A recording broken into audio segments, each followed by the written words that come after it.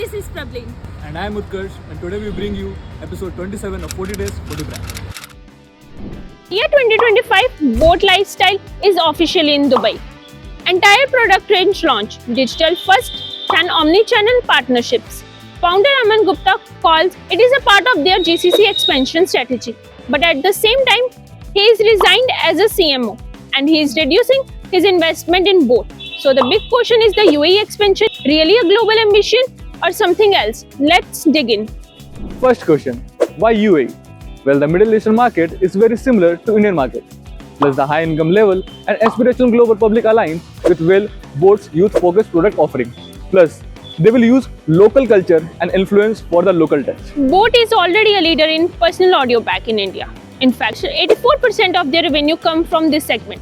But growth in somewhat stalled with headphones and earbuds at only 6 to 9% of YOY and home theaters and speakers at just double that. Plus, for home theaters and Bluetooth speakers, boAt is one of the top 3 Indian brands, so not much scope for growth left there. On the other hand, the wearables, aka smartwatches and ring categories is a major disappointment for boAt. In fact, their wearable sales have dipped 63% in 2 years. Though to be fair, the smartwatches market itself saw a fall of 34%. But don't be sad dear, after all, they have a huge online and offline presence in India. And in FY25, they posted Rs 61 crore profit after years of net losses. This is largely due to their mistake in India assembly now, the core component and still third party. And they are making a second attempt at IPO after a retract one in 22. About that, the IPO is something to really watch out for. The public issue is 1500 crore, out of which only 500 crore will be issued for fresh issues. The rest 1000 crore will be issued to pay off existing founders and investors. Which brings us the question of why are the founders quitting their CXO positions and reducing stakes in the company. And to add to the controversy, auditors have identified red flags in the brand's financial statement.